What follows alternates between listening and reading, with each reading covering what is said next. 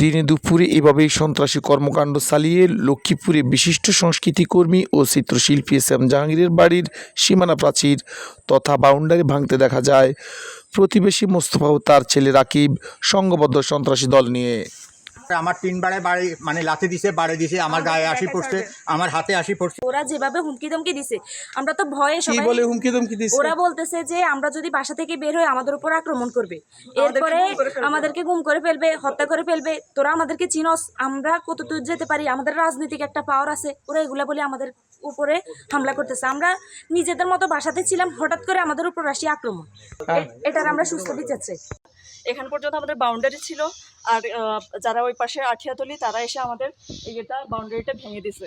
হ্যাঁ, আর আমাদের গায়ের দিকে আসছে, আমাদের সাথে খারাপ আচরণ করছে। আশেপাশে অনেক মানুষ ছিল। দীর্ঘদিন থেকে এখানে বসবাস করে আসছি। আমার এই পাশে বাম পাশে যে খুঁটিটা দেখছেন এটা হলো, এটার উত্তর পাশে এটা হলো মৌজুপুর মৌজা, আর আমার এই বাম পাশে এই খুঁটির পর থেকে এটা হলো আঠিয়াতলি মৌজা। সম্পূর্ণ ভিন্ন মৌজার মানে একজন মানুষ সে আমার সীমানার ভিতরে দাবি করে তার জমি আছে এই বলে সে এর আগে পরিমাপ করে আমরা এখানে বাউন্ডারি দিয়েছি, সে রাতে মানে আমাদের বাউন্ডারি খুঁটি ভেঙে ফেলে।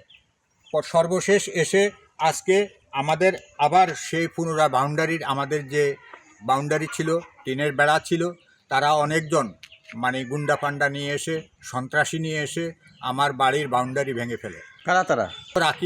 রাকিবের বাবা মুস্তফা এবং অন্যরা হলো গং। আমি তাদের একজনকেও চিনি না। আমার সাথে খারাপ আচরণ করেছে, আমার ওয়াইফের সাথে খারাপ আচরণ করেছে, আমার মেয়ের সাথে খারাপ আচরণ করেছে। মহিলা করে নিয়ে আসছে, মহিলারা অষ্টি ভাষা গালাগালি আমার মেয়েরে করছে, আমারে করছে, আমার ছেলে সন্তানেরে করছে।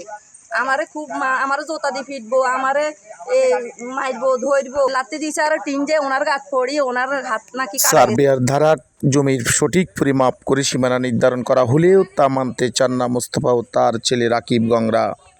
সার্ভেয়ার সহ আসি মাপজোপ করে আমাদেরকে সীমানা অ্যাকুরেট করে দেওয়ার পরও তারা এখন আসি উচ্ছৃঙ্খলভাবে আক্রমণ করে আমাদের এগুলো ভেঙে ফেলছে।